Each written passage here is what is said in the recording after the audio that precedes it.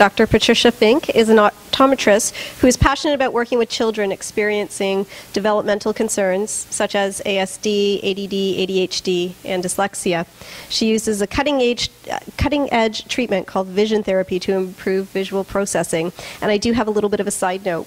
My daughter, Abby, I seem to be very connected with all the speakers here today. My daughter, Abby, has had to wear eyeglasses since she was 2 years old. One day, we were playing in the basement, and I noticed her eye just go right to the corner. And I was telling her, stop doing that, or else I'm taking away your favorite toy. Little did I know, she didn't even know that she was doing it. Her eye was in the corner, and she had no idea. I learned that this is a condition called strabismus, and I always go to say it incorrectly. Strabismus, and it's not that uncommon. Taking her to an eye doctor initially, it was a series of glasses and stronger prescriptions with the hopeful promise that maybe one day she wouldn't need them anymore. And every year, her prescription got stronger and stronger. That promise of her not needing glasses just never seemed to come to fruition. And immediately, when I would take off her glasses, that eye would go to the corner, and it became what seemed to me worse. So we took her to see Dr. Fink, and Dr. Fink's vision therapy program has just changed our lives. Abby, who only after, I think she started in January, is now not wearing glasses anymore. And she's 8 years old. She's a rep hockey player. I'm so proud of her. And she's a goalie, so you can understand how important vision is for a goalie. And because of this vision therapy, Abby doesn't have glasses anymore, and she is doing unbelievable. Even her success with hockey has been unbelievable. So I am so pleased that Dr. Fink is here today and to share with us her vision therapy program.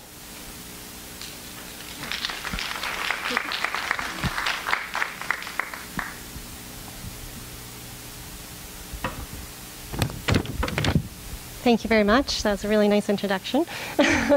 Thank you, Sonia, for hosting this wonderful seminar again. And what a great venue. It's a beautiful location, and I'm sure we're all really happy to be here today, and happy that the weather isn't so nice outside that we actually can be inside. So vision and learning and how it relates to autism. So I'm Patricia Fink, and here are a few of my labels. I have a Bachelor of Science in Biology. I went to Boston to do my optometry degree. I've been in practice for 17 years. And another label I have is that I was a past myope with a convergence insufficiency. We can go into that a little bit later. My favorite labels are that of mom, wife, and boss, to a wonderful team of incredible professionals that you may know as my staff, but I consider my extended family. These girls are really important. These are my vision therapists. We all have labels, but none of them truly capture who we are. Not all moms or wives or bosses or optometrists are the same. Some of us take comfort in a label as it should explain and package everything nicely together for us. I know the medical world is great at labeling, whether they are diseases or conditions. However, we all know that there are great variations in those labels. One of the labels I have to deal with regularly is that of 20/20 vision. Many assume that having 20/20 vision means that they are perfect, that everything should align. I thought so for many years. A child with 20/20 vision should have everything properly aligned through their visual centers and should not have any problems with learning, reading, social skills, sports, or other skills, such as riding a bike. How wrong I was, as there is far more to vision than 20/20. Sight is nothing more than a response to light, and that's what 20/20 measures. Vision is the process of interpreting what is seen. Vision is the process of getting meaning from what is seen, and a skill of understanding, integrating what has been seen with the information that is also received from touch, hearing, taste, and smell. So I want you to look at this slide and tell me what you see.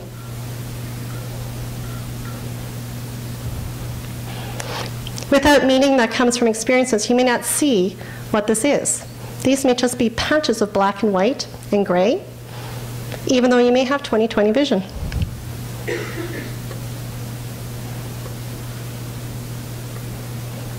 Context, past experiences all add meaning.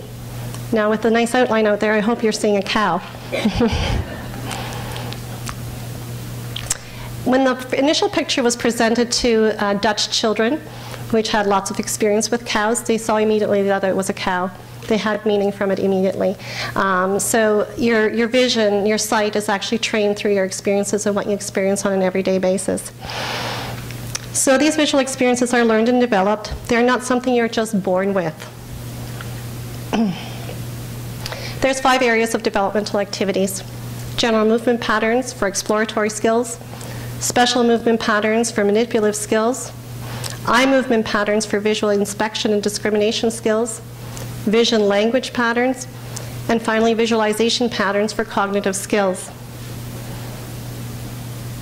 A report by Dorothy Simpson called Perceptual Readiness and Beginning Reading shows beyond a doubt children who enter school with skillful and coordinated ocular movement abilities immediately get off to a good start in academic routines.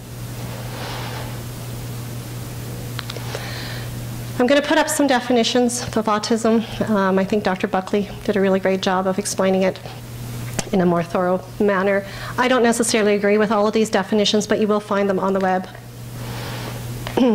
Many of them relate to autism as a mental disorder, which I find very hard dealing with because all of my work with autistic children really initiates how brilliant they are. We have pervasive developmental disorder. And again, there's behavioral, there's social, there's mainly a lot of developmental delays. Asperger's syndrome, again, more on the social context, and lots of definitions. So again, we have labels. Generally, I think we'd like to agree that all of these conditions generally indicate that there's a delay in development, and that many have delays in the visual system that can be looked at. Here's another one. All of the above-mentioned conditions have sensory motor changes. So they seem unconnected to the outside world with all of their senses. Some of them have tactile defensiveness. They don't like to be touched. They're very sensitive to touch, or perhaps you have to touch them harder than most kids are used to. A lot of them have hypersensitivities to sensory stimulation, whether it's auditory, visual, touch, or smell.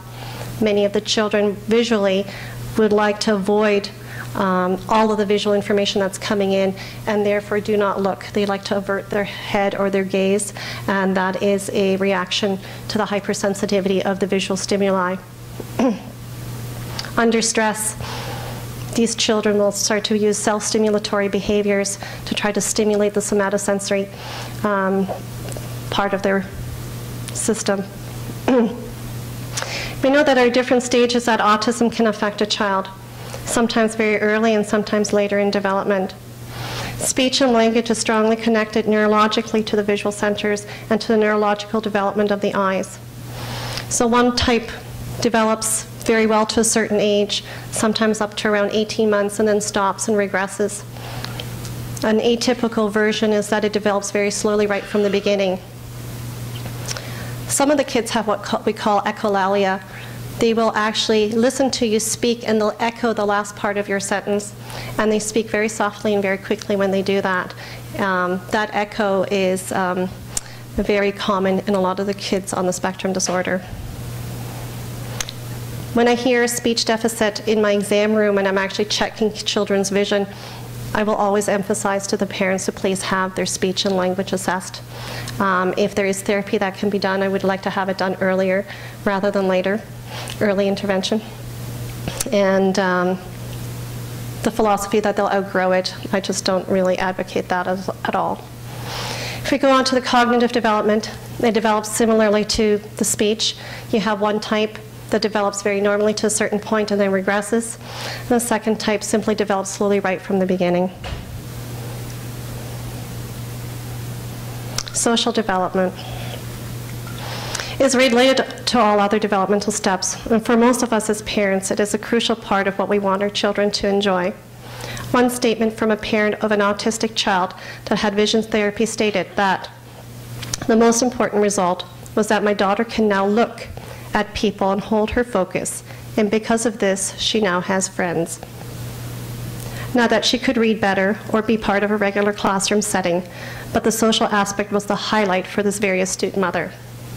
So some children will have trouble relating to others. They don't perceive or react to emotions of others. They have a certain disconnect, or they pull into themselves. The prevalence and incidence of ASD are both increasing dramatically. In the past 10 years, there have been a 275% increase in autism. PDD and Asperger's increased 2,000% in the same time. 55% of all autistics are under the age of 4. These numbers are incredible. It also indicates the importance of acting before the age of 4 for speech delays, vision testing, hearing testing, etc. The first eye exam for children should be at 6 months. Let's move on to some visual skills necessary for life skills that are not 2020 central focus. Ocular motilities. The first movement that a child does as an infant is turn towards light. It's very important to position the crib inside the room if there is a window, because you want to make sure that they're turning equally to the left and to the right, as their movement is also connected to their eyes. Infants, as they are not very mobile in the beginning, observe their world. They have very big eyes and they look at everything. When infants grab something, they bring it to their mouth. This is the first part of learning. It's called oral learning. They like to taste it. Once mobile, infants see and move to touch. This is kinesthetic learning. Eye and head movements separate between 5.5 to 6.5 years of age.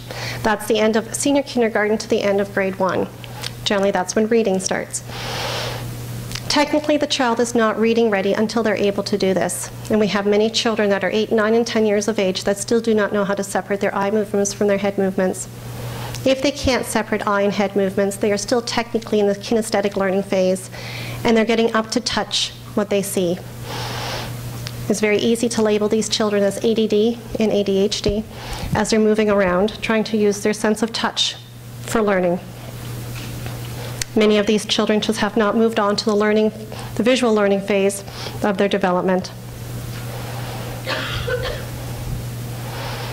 So what do we need ocular movements for? We need them for reading.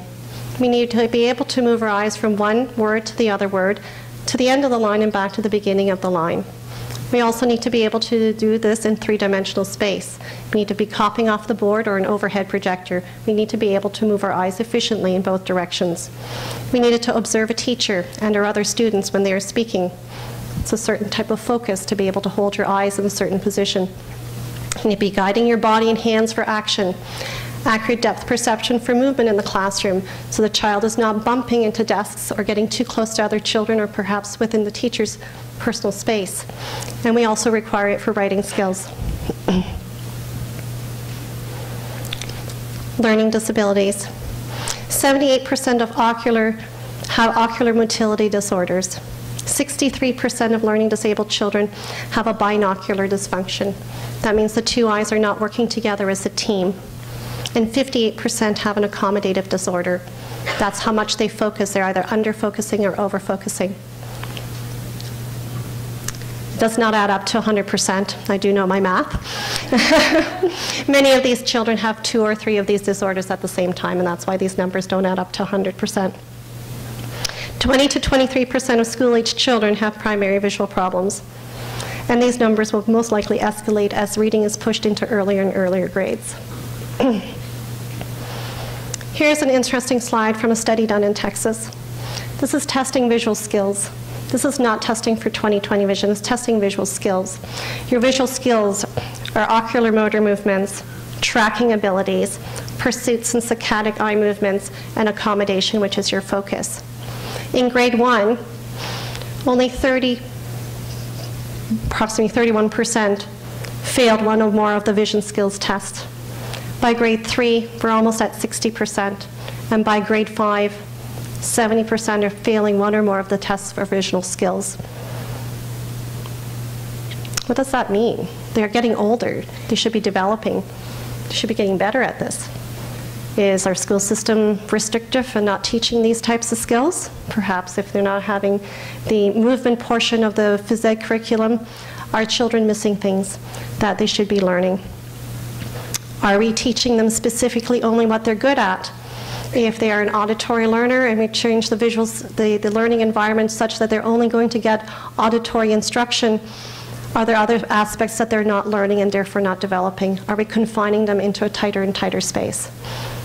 It's an interesting study. I really don't know exactly why this is happening, but we can look into it more.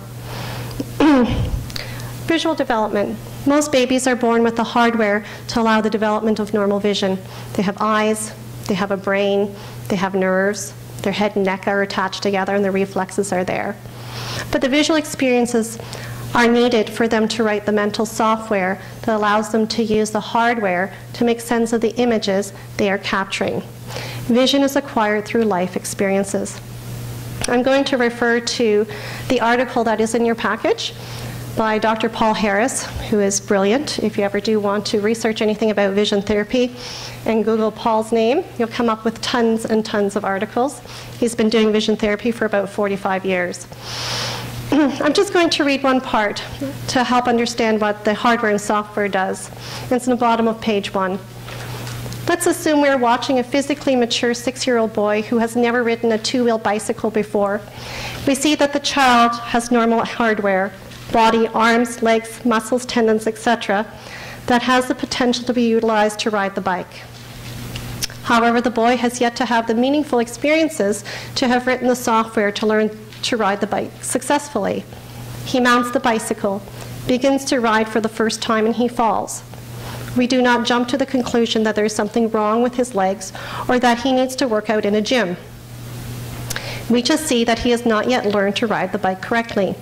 Once the boy learns to ride the bike, the change that occurs is not in his legs or arms or in the hardware at all. The change that takes place is in the software of the brain. Vision is normally acquired through life experiences. The rest of the article is very interesting and puts into perspective the difference between regular optometry and behavioral optometry. The next session, we need to have a volunteer. Anyone want to volunteer and come up and do some reading? Come on up.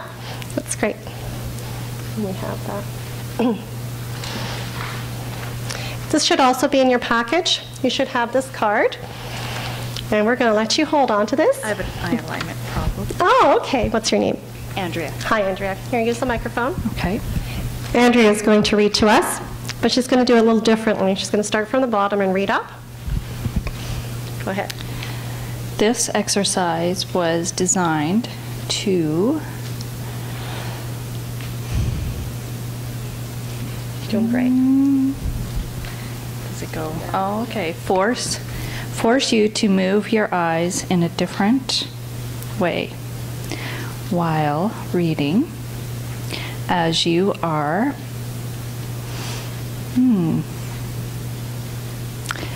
reading this. Think of the children with poor eye movement skills.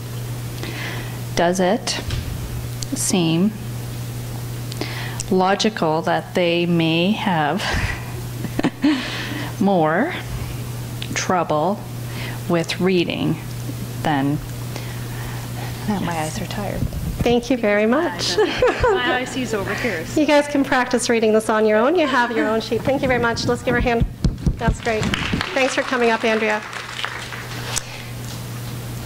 If she practiced this every day, she'd be fluent at this. Learning to move your eyes, whether it's from left to right or up and down, is a learned skill through experience. And we really expect children to be able to do this automatically. And no matter how much phonetic work or how much reading tutors you have for some of these kids, if they do not know how to move their eyes from one word to the next and suppress some of their peripheral vision and take in their central vision at the appropriate times, they're not going to be able to read. And I'm sure when Andrea was up here reading, it sounded like some of our children, when they were first learning how to read, or still, that's how they read, they really struggle with it. And if we can make the eye movement parts much more efficient and less stressful for them, reading will become a lot easier. Some children have double vision. They don't know it. They think everyone sees like them. And this is an eye teaming problem. A lot of times when the two eyes are not aligned together, this is a typical binocular dysfunction. And a lot of times we pull out this card and show the kids because they can't explain that they actually have double vision. And show that to them. They say, oh yes, it looks like that all the time. And the smaller the print comes, if they have this type of double vision, the more difficult it gets to read.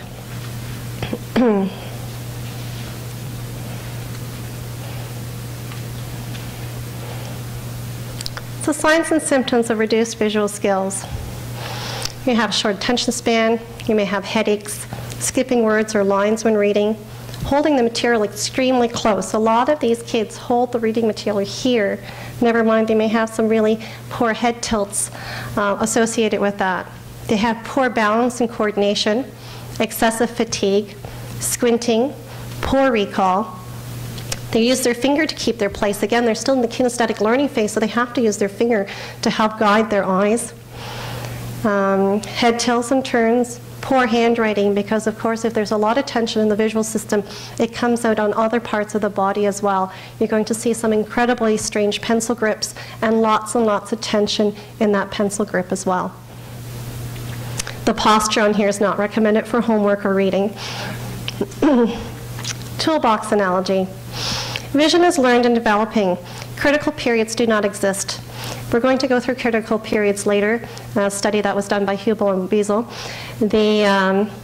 That critical period is that after a certain age, the brain is technically broken and it can't be fixed. That no longer exists. We can work on lazy eyes, strabismic eyes at all ages. We have lots of adults in our vision therapy program. So what happens if you're missing a tool in the toolbox? What does that mean? I like to use this analogy. So let's say Susie's really good at using a hammer. Let's say that's the tool she knows to learn with very well. So she's really great at hammering in nails. But she's not very good with a saw. And so let's just make sure she never sees a saw in her educational system because she's really good with that hammer. And if she ever comes into a learning issue that requires the saw, let's match her up with Joey, who has the saw and knows how to deal with all the pieces that need to be sawed and all the puzzle pieces, because he doesn't have the hammer. So if he's matched up with Susie, they can work really well together. And so Susie will never see a saw or learn how to use a saw, and Joey will never learn to use a hammer. So what are we doing for these children? Are we really teaching them well with the one thing that they're good at? We may be saying that that's their auditory learning style. Let's just give it to them auditorily. How long does that work before it becomes restrictive for them? I think you need to have all the skills as best as possible, and a lot of those skills are trainable. And this is where vision therapy comes into play.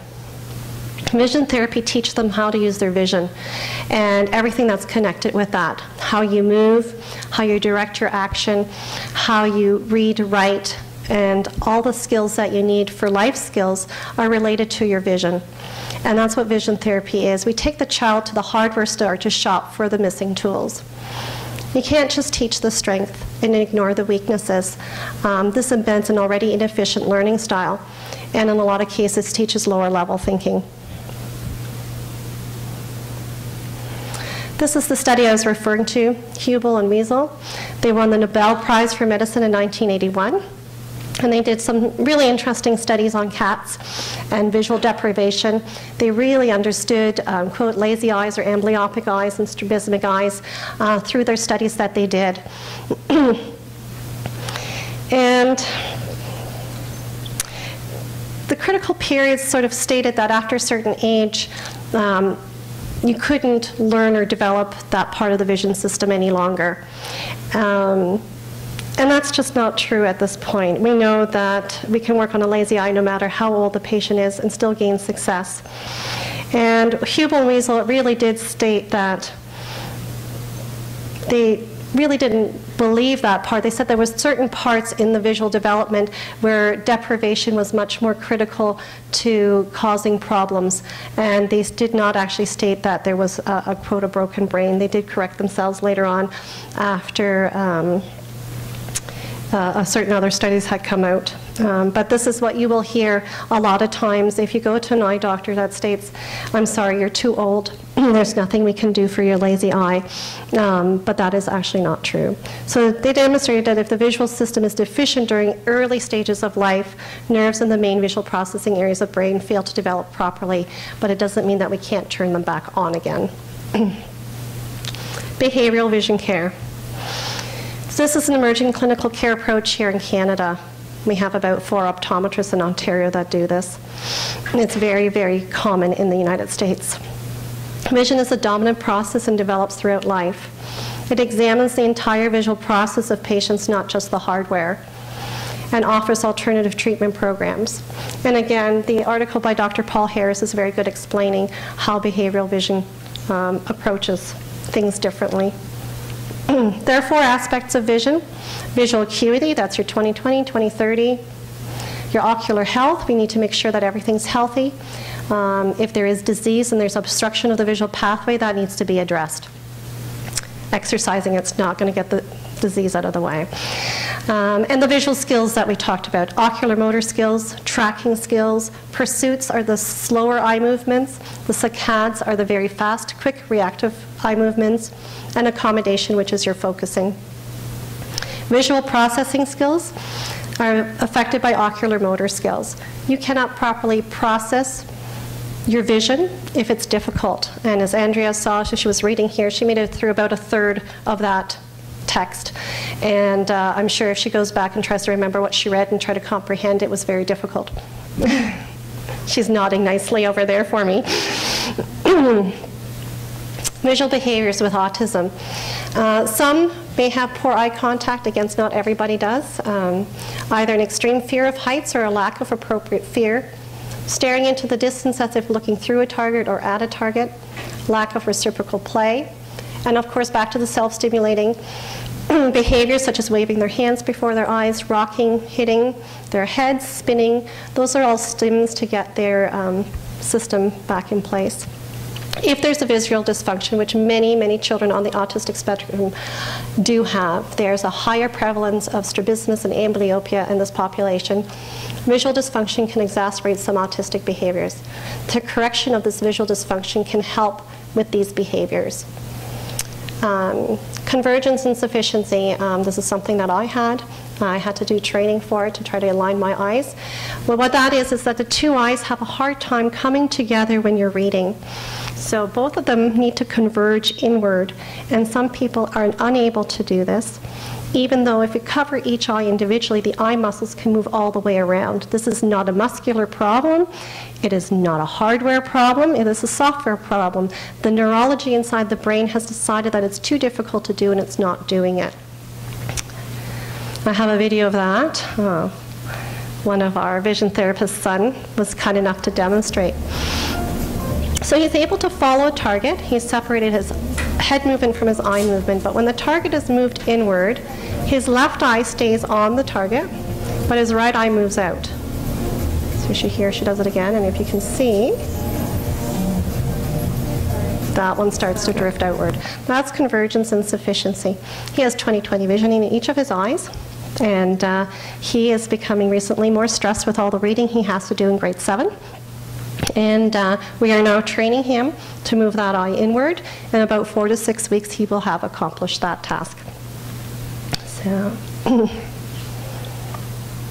So what is vision therapy?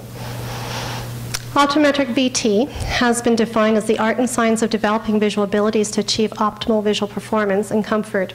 It provides the patient with an opportunity for both development and learning experience. And this is in the Journal of Behavioral Optometry. Technical definition. For me, visual behaviors equal coping mechanisms. Visual skills dysfunctions have to be dealt with by the individual. Dealing with these dysfunctions translates into a coping mechanism. Coping mechanisms result in behaviors that the individual has. One of the coping mechanisms is to become nearsighted. If we continuously hold our reading materials too close to us, the body will function and change and say, how can I make this easier? They hold this so close. How can I focus here and make that comfortable? And some people will become more nearsighted, giving up the distance because they would rather deal with the reading up close. And that is a coping mechanism, and the posture has now changed. Visual skills are learned skills that can be trained. Can we teach children to hold the reading material at the proper reading distance? Can we teach them to use both eyes together by having proper posture so we can prevent some of these conditions from coming about? And yes, we can. Here's a great quote from an unknown parent. To understand autism or any other human condition, you must observe the individual, not just the stereotype. Our most talented teachers agree. When we say to reach a child with autism, you must first learn to see the world through the child's eyes. I love that quote, just because it's eyes. Here we go. We have a light board. This is another great patient of ours. This is Liam. And we really like to use the light board to stimulate the peripheral vision. This is our motion detectors and our peripheral vision. And a lot of kids get caught up with the peripheral vision and they stop. They stop right there. And they don't learn to look somewhere else. So the light board has different lights that light up. This is a great picture. You have Liam. He's actually got his finger on the lit up portion. So this light board will actually respond to the touch. You will actually press that button in where the light shows up before the next light pops up again. He's already now learned at this point to push the button and he's looking around the board because he knows somewhere else it's going to pop up. When he first started, he got stuck. He kept looking at the light that he had just pushed and never used the rest of his vision to move to the next light. And this again is trained. It seems really, really simple. And it's a lot of play-based type of activities here, but it is a critical part of visual development to learn to use our peripheral vision properly. Clinical approaches for correcting the effects of, we use eye movement disorders. We have non-strabismic binocular dysfunction. So strabismus is an eye turn. We can have binocular dysfunctions with the two eyes not working together as a team without them being turned in or out noticeably. And we have, many of us have this, and we still survive. We have focusing disorders. We either overfocus or underfocus. Strabismus is a definite eye turn. That was Abby. She definitely had an eye turn, and happy to say now that she has her glasses off, her eyes are straight.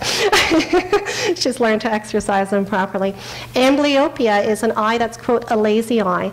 Not the eye turn is not the lazy eye. The lazy eye is actually the eye that's just learned to blur out the other image rather than turning the eye, and that is amblyopia. Nystagmus, you may have heard of this as well. This is the shaking of the eyes that goes on all the time. And we can deal with that as well because there's a null point to nystagmus that can be worked on. And then perceptual visual disorders. They have non-surgical therapeutic procedures designed to modify the different aspects of the visual dysfunction. When I first started optometry, I believe the only way we can correct an eye turn is to surgically correct it with the muscles. I know now that we can exercise the eyes straight again, and it's because there's actually nothing wrong with the hardware. It is not the muscle that's not functioning properly. It's the neural system inside the brain, which is very plastic and is changeable, and it just needs to be exercised. The walking rail. Did we bring a walking rail today? No, we didn't bring a walking rail. This is really interesting. If you ever have experience walking through a walking rail, and I'm sure there's some occupational therapists in here that have a walking rail, have the children walk back and forth on a walking rail, or even have an adult walk back and forth on a walking rail. Vision directs action, and how tightly you are locked into your visual system will show how the movement actually translates on a walking rail, because it is not equally balanced. There is a slope to where your feet are, and you have to relay your vision to your body sense to keep your balance properly, and this is a great exercise. We have different activities of looking at different balls while they're moving around while you're walking, and we see how that interferes with your posture. We also add prisms, and we really train that whole peripheral and straight ahead looking. The first instinct for some people is to get on the walking rail and look straight down at their feet, as if their feet are going to tell them where they're going to. It's actually your eyes that have to lead this. This is Dr. Fabian Tai. He's another vision therapist doctor in Mississauga, and he's been a willing guinea pig in my office. Vision therapy arranges conditions so that the patient can learn many visual abilities, which allow them to take in, use, and understand more information over a large area in less time. Allows one to use vision to learn more and succeed better at his task or pastime. This is actually a great subset. Vision therapy is used extensively in the United States for sport therapy. There are many areas, especially in California, where the NHL teams and the NFL teams go regularly to train visual skills to improve their abilities in their sport. So rather than exercises, it involves an awareness of movement, control of movement, and ultimately the automatic movement of eyes, integrated with movement of many of the body systems. To move efficiently and smoothly without stress is what we want the vision to be able to do. Here's a video of a visual motor integration. So we have one eye patched. He's moving the pen over a maze.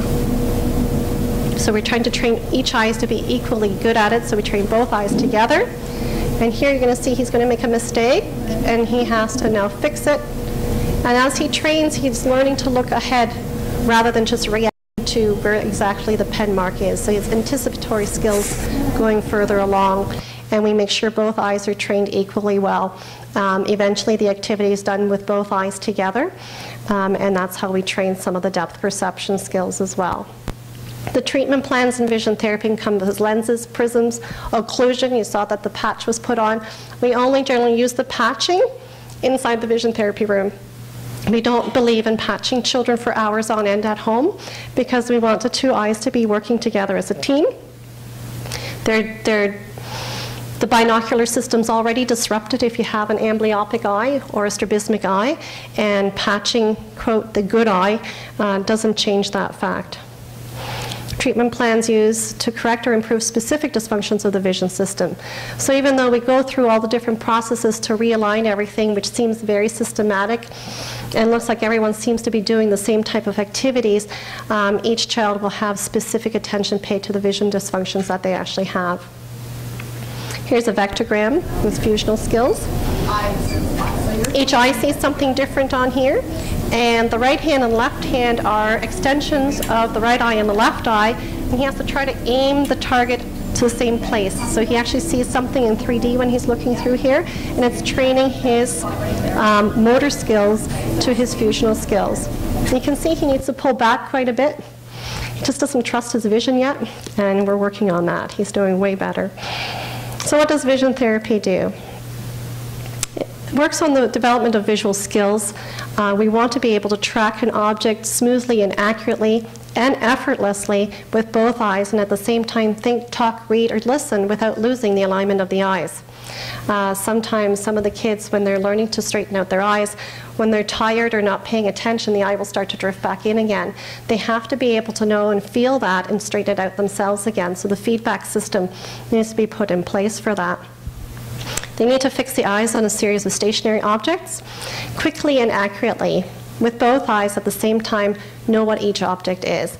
We do a lot of trampoline exercises where they have to look at different targets, they have to holler them out, and sometimes they'll just stop bouncing because they're so busy talking and telling us what they see that they've stopped moving. And that type of skill needs to be integrated smoothly to be efficient in our visual world. This is a skill used to read words from left to right, add columns of numbers, to read maps. You need to be able to change your focus quickly from different distances. This is whether you're copying off the board in a classroom setting, when you're driving and checking the speedometer and also looking ahead, to read a book and to watch TV across the room. This is a really great video that's coming up here. I'm just going to tell you a little bit what Kira's doing here. There's a chart in the middle, and she's calling out the letters on that chart rhythmically to a metronome. In the periphery are dots, and she's got a flashlight in each hand. She needs to holler out the letters in a rhythmic pattern according to the metronome, and she has to move the flashlights to the spots on the side, but that movement cannot match the rhythmic movement of calling out the letters. This is teaching how to use her central vision as well as her peripheral vision at the same time. It's extremely difficult. She's very good at it.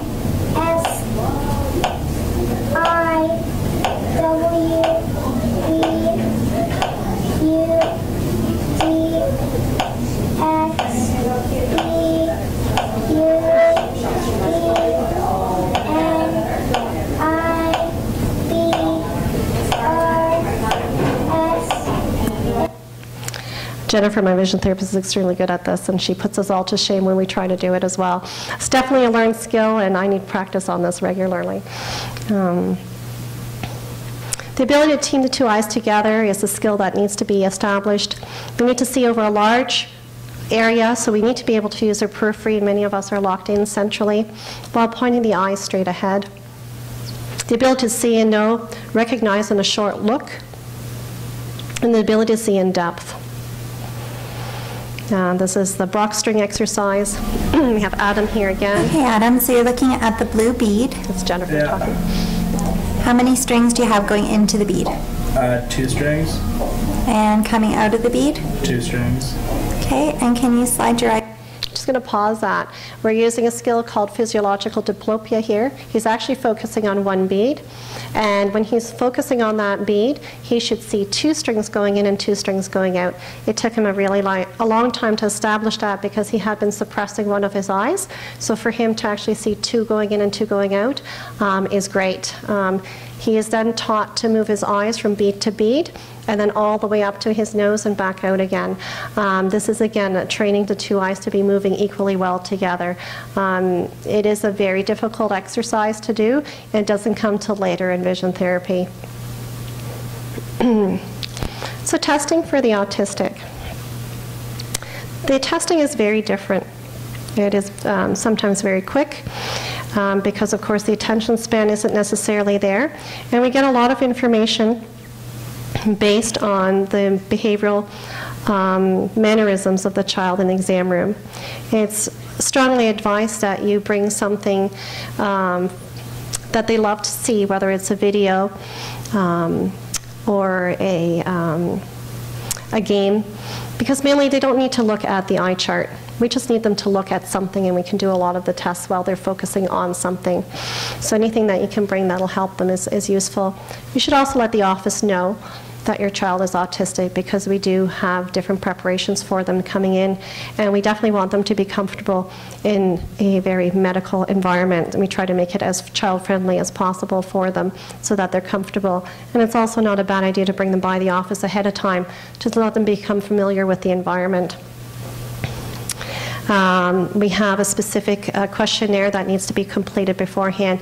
Any information that you can provide is really important, because you know your child best. But here are some of the tests that are used, and I won't go into detail. It is different from testing from a regular eye examination. Vision therapy is slower and requires more time for the autistic child.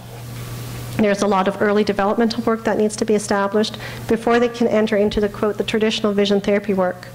So we use plus lenses, we use red-green therapy, yoked prisms, and the optometric vision therapy exercises are adjusted for each child. Earlier, the intervention yields a much better prognosis. And the exercises can range anywhere to 30 to 45, hopefully 55 minutes is our goals. Sometimes we go outdoors, sometimes we have to go into different environments. And it's individualized, one therapist to one child.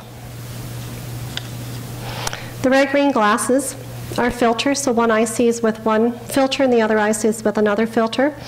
And generally for traditional optometry, it's used for anti-suppression training. It is used differently for the autistic children. Mainly we're going to get them to start to attend, and we use white objects for them to look at. We have rice all over the place in our vision therapy room. They love to play with that. They love the textures, and they see with the red-green glasses, it really gets their attention. And the goal is to stimulate the visual system, and over time we reduce the object size and try to transfer it over to plus-minus lenses or yoked prisms to change their visual input. And here is Adam again using the anti-suppression training with the red-green glasses. Soccer ball, dinosaur, ground, bicycle. So as you can see, he's trying to read the images on the chart. I'm just going to pause it because it's very loud. And he can only see some of the images with one eye and the other images with the other eye. And he's using movement to try to keep the weak eye's visual processing open for him. And eventually he'll be able to stand still and be able to do this. But motion really helps open up the channels. He's using his other learning skills to try to stimulate his vision on that side. And again, He's very good at this. Adam is actually a world-class kickboxer. He actually went to represent Canada in Spain, and he won gold in 2 divisions and silver in another. And his coach is very impressed with his success because since he started vision therapy, he became a much better fighter. So we're very proud of him.